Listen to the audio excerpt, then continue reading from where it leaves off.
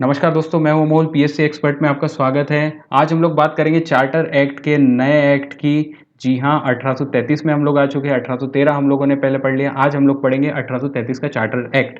Charter act आ रहे थे। Charter act के सबसे पहले प्रोविजन यही थे कि चार्टर एक्ट कर क्या रहे थे। चार्टर एक्ट 20 साल के लिए सबसे पहले तो कंपनी को रिन्यू कर रहे थे व्यापार करने के लिए, और व्यापार करने का अधिकार को 20 साल के लिए उनको बढ़ा करके दे रहे थे। तो हम लोग चार्टर एक्ट की बात कर लेते हैं।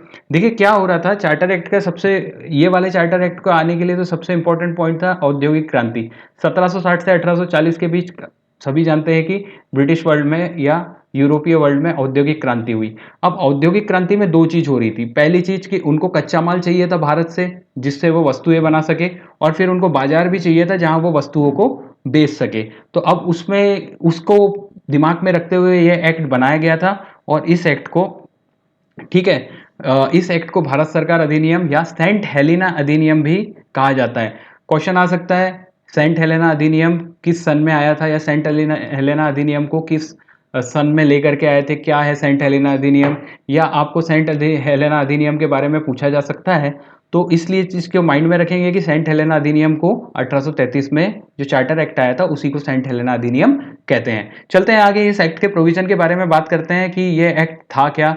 ठीक है, अब जो एकाधिकार था, ठीक है, चाइनीज के पास जो, सॉरी, कंपनी के पास चाइना से जो चाय के व्यापार का एक अधिकार था उसको समाप्त कर दिया गया। मतलब अब जो व्यापारी है अंग्रेजों के, वो वहां पे व्यापार कर सकते थे। पहले सिर्फ कंपनी ही चाय का व्यापार कर सकती थी। 1813 के एक्ट में हमने पढ़ा, नहीं पढ़ा होगा आई बटन में जाकर के देख लीजिए, वो समझ में आ जाएगा आपको।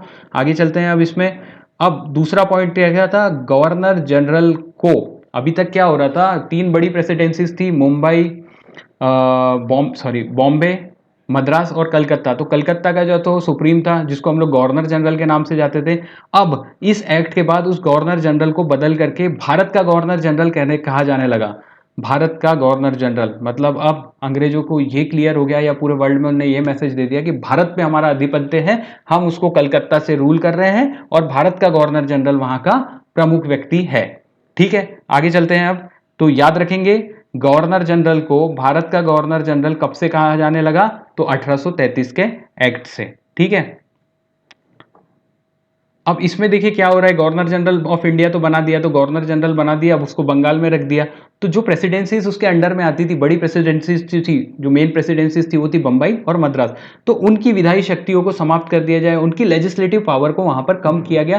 क्योंकि आप जब एक आदमी को, जैसे प्रधानमंत्री आप बना रहे हो, एक प्रधानमंत्री है, तो उसके बाद उसके एकदम इक्वल पावर, आप लेजिस्लेटिव पावर्स किसी को दे नहीं सकते, अदरवाइज पावर में कॉन्फ्लिक्ट होंगे और कॉन्फ्लिक्ट का नतीजा अच्छा नहीं होगा।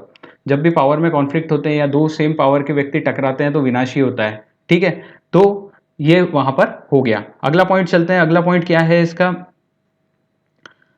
अब जो कंपनी प्योरली क्या कर रही थी, व्यापारिक निकाय के तरह काम कर रही थी, वो प्योरली प्रशासनिक बॉडी हो गई थी। प्रशासनिक बॉडी इसलिए क्योंकि प्रशासन से वो सब कुछ कंट्रोल कर रहे थे।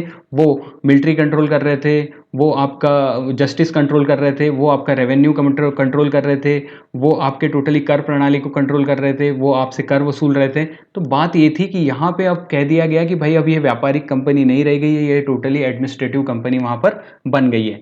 ठीक है, ये कब कहा गया, 1833 के एक्ट में। आगे चलते हैं। अब इस एक्ट में एक इंट्रोडक्टरी टाइप में लाया गया कि हम लोग एक सिविल सर्विस शुरू करेंगे भारत के लिए। ठीक है, और उस सिविल सर्विस के अकॉर्डिंग हम लोग सिविल सर्विस सर्वेंट्स को रिक्रूट करेंगे। हालांकि ये लागू हुआ 20 साल के बाद, 1854 में जब मैकाले कमेटी आई उसके बाद ये लागू हुआ, लेकिन इस एक्ट में भी इसका प्रावधान था। ठीक है, तो अब चार्टर एक्ट का जो सबसे इंपॉर्टेंट फैक्ट है, भारत का पहला गवर्नर जनरल कौन। अब भारत का पहला गवर्नर जनरल था विलियम बेंटिंग, या lord William Bentinck.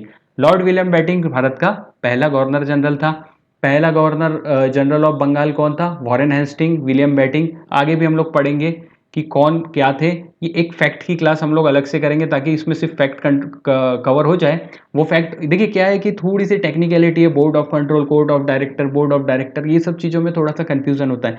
At last MPPSC में या किसी भी स्टेट पीएससी में, एसएससी में, रेलवेज में सिंपल क्वेश्चन आते हैं। हाँ, यूपीएससी वालों को ये पढ़ना जरूरी है, एमपीपीएससी वालों को भी पढ़ना जरूरी है, क्योंकि उनको मेंस में आंसर लिखना होता है। लेकिन बाकी जो एग्जाम्स को टारगेट करके चल रहे हैं वो लोग यदि फैक्ट ही पढ़ेंगे तो भी बेटर है, कोई दिक्कत है नहीं, ठीक है। लेकिन जितना ज़्यादा पढ़ लिया उतना ज़्यादा फायदा है। तो आज के लेक्चर में इतना ही, हम लोग आज के लेक्चर को यहीं करते हैं ख़त्म।